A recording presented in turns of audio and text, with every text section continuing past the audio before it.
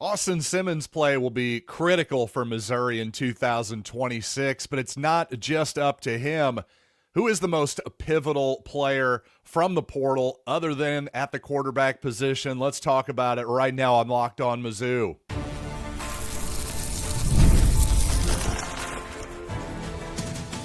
You are Locked On Mizzou, your daily podcast on the Missouri Tigers. Part of the Locked On Podcast Network, your team every day. Hey, all you true sons and daughters, I'm John Miller, your Mizzou mafioso and the central scrutinizer of Missouri Tigers football and basketball.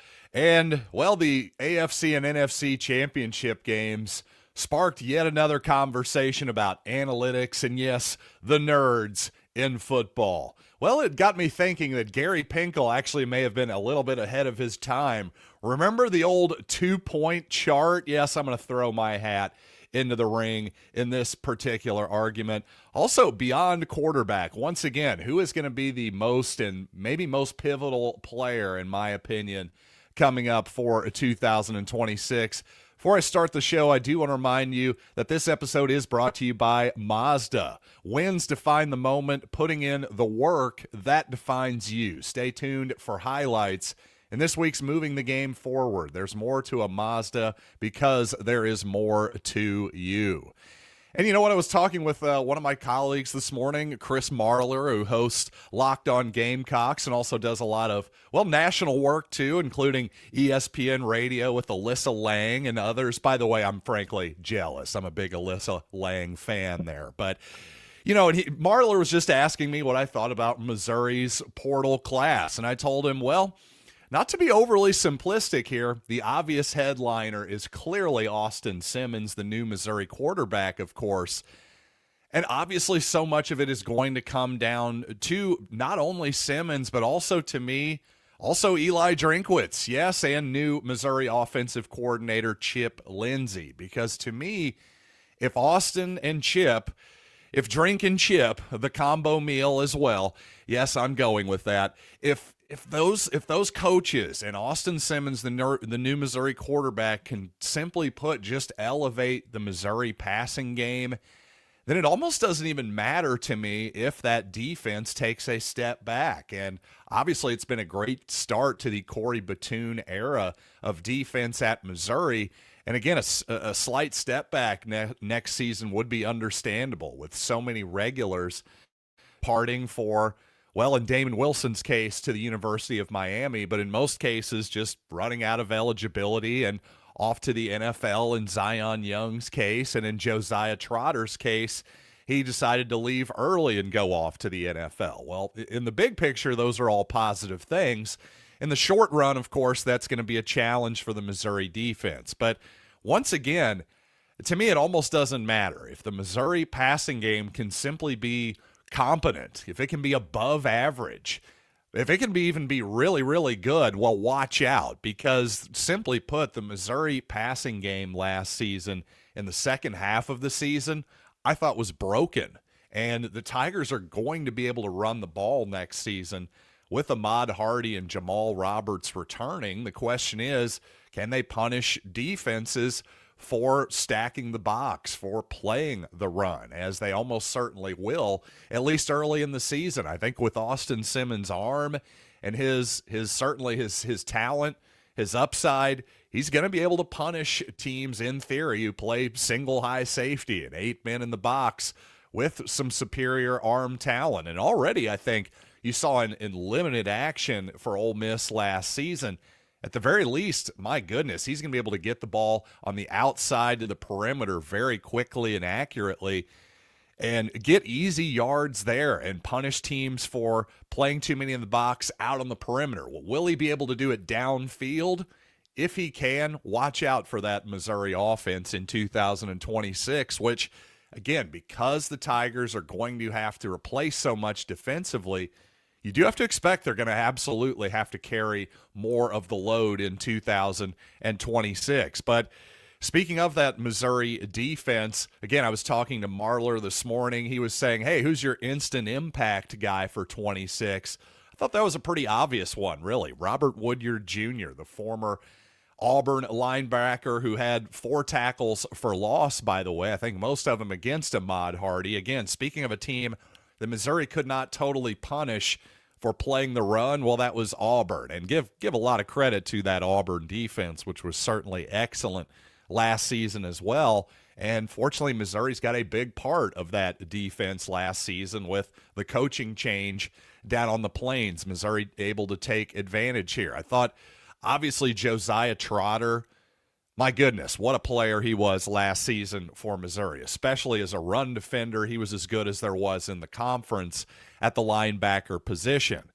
But, of course, with Trotter off to the NFL, I really couldn't imagine Missouri getting a better replacement than Woodyard Jr. So you got to feel pretty confident there at the linebacker position. I also like the plethora, the different options of talent that Missouri got in the secondary as well.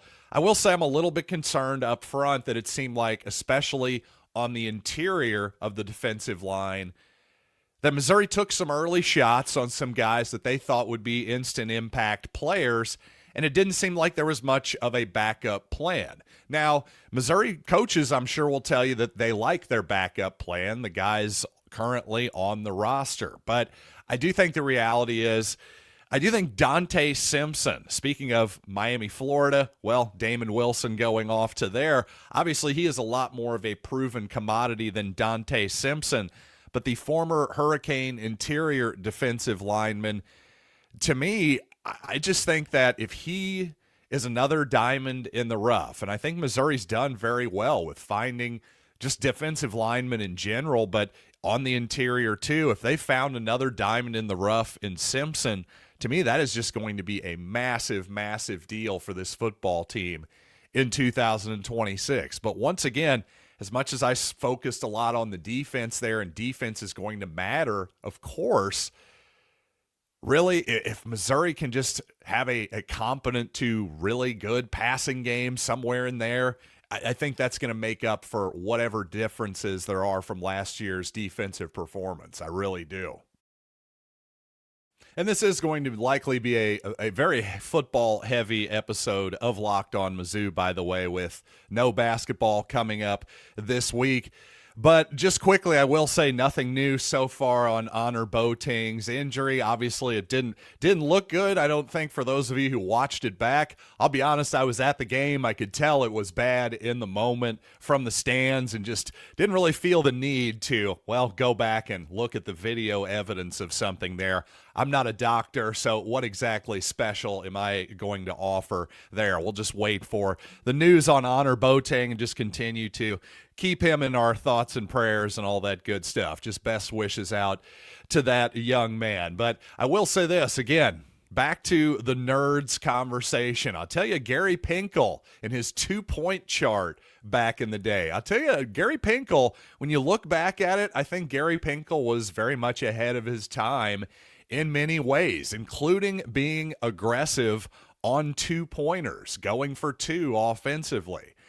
But I'll tell you this, I do have my problem with the analytics today, the 4th down analytics on whether to go or kick. Well, my problem with it is very much the same problem that I had with Gary Pinkel's 2-point chart all of those years ago. So I have a broader topic, and I also have a very specific suggestion about how I think these analytics can be a lot better. So let's talk about that coming up on the program here in just a little bit. But first, this is Mazda's moving the game forward. For those who show there's more to the score than what is on the screen. And I'll tell you this once again, Austin Simmons, Chip Lindsey, yes, Eli Drinkwitz, the running game, the offensive line. Simply put, if all of it can just work better together, if Missouri can elevate its passing game this season, well, Missouri is going to be a heck of a lot better of a model in 2026. And Mazda puts that same passion that Missouri fans have into every model. Highlights make the reel. What it took to get there, well, that's what makes it counts. There is more to Mazda because there is more to you. So recently, former Denver Bronco and current TV analyst Mark Schlereth, of Of course, most of you know who Schlereth is, but he was on the Dan Patrick Show recently, and they had a tweet out and a quote that I ended up responding to online. Schlereth's quote was, "I hate analytics. I hate all analytics people. I don't like nerds," which made me chuckle a little bit. And of course, the context here is Schlereth, again, a Denver Bronco guy. He hated that up 7-0 with Jared Stidham at quarterback in what became a pretty ridiculous driving rainstorm in the second half, that the Broncos didn't take the points and try to attempt a field goal and go up 10 early in that ball game against the New England Patriots. Well, again, just based on that quote alone, I quote tweeted that and said, "I like how going for 4th and 1 makes you a nerd now. What happened to if I can't get a yard, or excuse me, what happened to if you can't get a yard, you don't deserve to win?" I heard that cliche my whole childhood in the 1990s. Well, there were a couple people who were confused there and thought that meant that I was actually defending the decision, and actually I thought, nope, Denver did it right. Since they went with the analytics, I support it. That's actually not the case. See, I would have kicked the field goal there as well. I actually agree with Schlereth's, his short-term call there, his smaller picture view. Gosh, I agree. With Jared Stidham at quarterback, all the factors there that he brought up, I think he's completely correct. I think I agree with him. Not even with the benefit of hindsight, I thought it at the time. And here's the deal. Again, back to Gary Pinkel and his old 2-point chart. Some of you might chuckle at this. I know me and my best buddy Jason still do to this day. But in all seriousness, to give Pinkel credit, I think he was ahead of his time in many ways. When you go back to, spread offenses and running the ball with the quarterback and jet sweeps and that kind of thing, believe me, Missouri was ahead of its time with that. That's now staples of every modern offense in college football outside of the service academies, basically. So I actually think Pinkel being aggressive with 2-pointers, that whole concept, I'm completely down with, being more aggressive than the conventional wisdom. The problem is that I had with the chart, and this is why I made fun of it back then, and it's the same reason why I make fun of the analytics that they show you on the game broadcast that say, well, it's 4th and 3 at this yard line. The analytics say go, or the analytics say kick.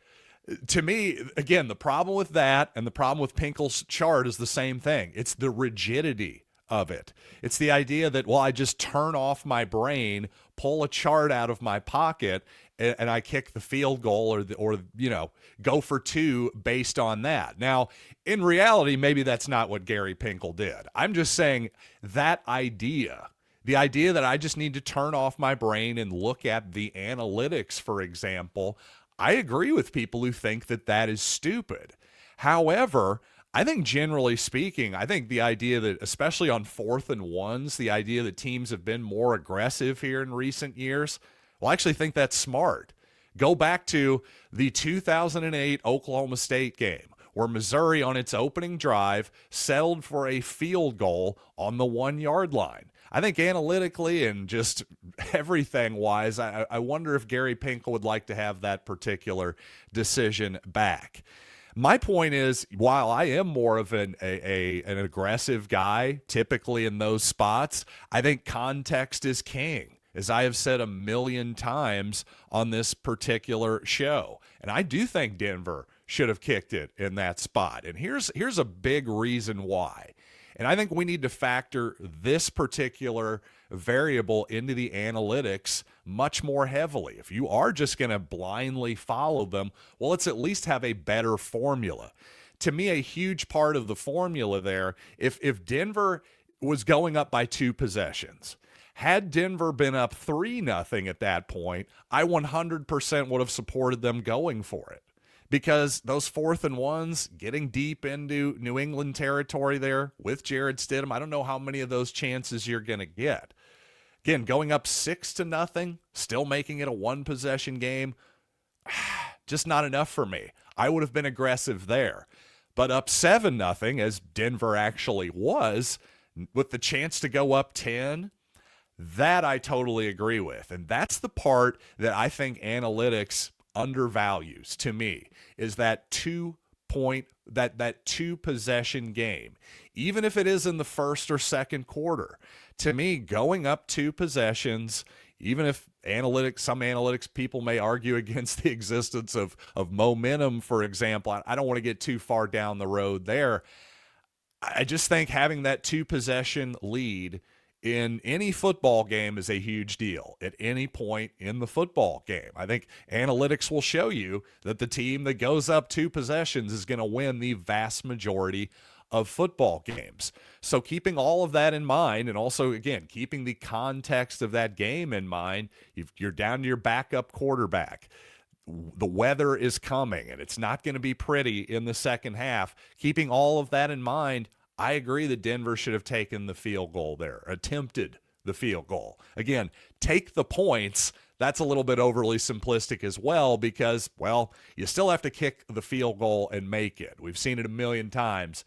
Nothing is automatic in this game. But I hope that long road I just took there makes sense. Again, it's not about, hey, analytics suck, the chart sucks, any of that stuff. It's about the rigidity of it. Context matters. And by the way, if you're a head coach, you should know your football team better than anybody else. Just don't box yourself in on in a decision based on, don't cop out is what I'm saying.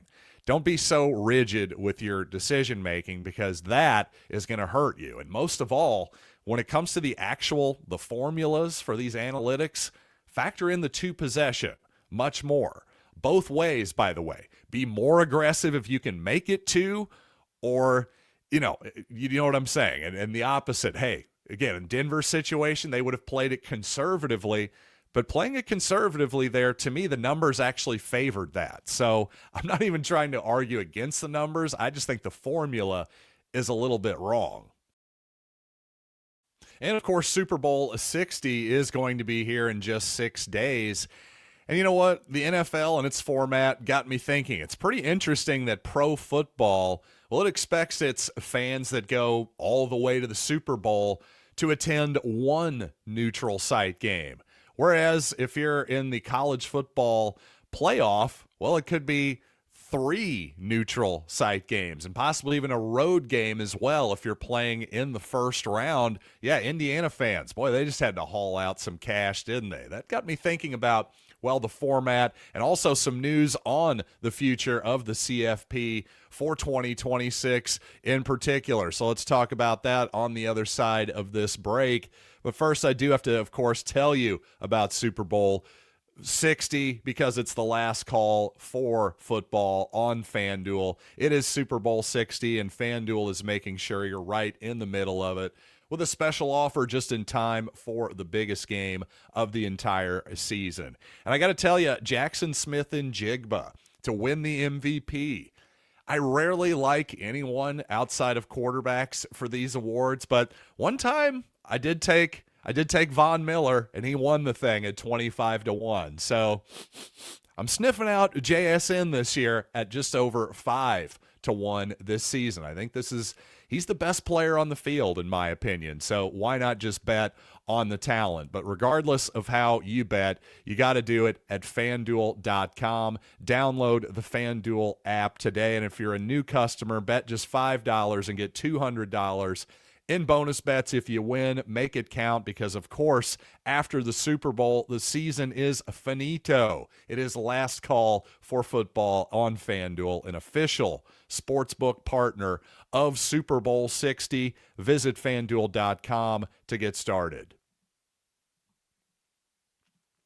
And you know what? If you're an Indiana Hoosiers fan who managed to attend all 3 of those bowl games this season, obviously I'm sure you're not regretting the $10,000+ that it probably cost to do that particular event, to make that once-in-a-lifetime experience happen for you. But again, it probably is a once-in-a-lifetime-like experience for an Indiana fan, or at least that's what they're thinking. Who the heck knows? Maybe Kirk Cignetti truly is the next Nick Saban, and they win multiple national championships. But if that happens, Are those fans going to be able to, again, haul out that kind of money each and every year for multiple bowl games? Because for years and years, SEC fans in particular, where it just means more, there are literally SEC fans who will save their relatively modest vacation budget for one annual trip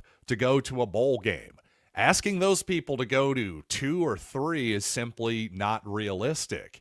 And it's just making, I don't know, I just wonder what that looks like in the future. Of course, obviously, hey, for people who have just money to burn, maybe that's not such a big deal. Although even those people, well, they tend to have jobs and responsibilities, and just taking 3 vacations in a 1-month period, that type of thing, seems a little bit unrealistic and unsustainable. Again, if you're a Missouri fan and you go on that type of run 1 year, you'll take it. But year after year, your budget simply can't take it. How about that? And it just gets me thinking, in the NFL, where there is one neutral site game called the Super Bowl, could we at least get it down to the semis? Maybe I just continue to think the quarterfinals, at the very least, of the college football playoff should be played on campus, not only for budgetary reasons, but it seems like Indiana and the top 4 seeds, while obviously it's great to get a bye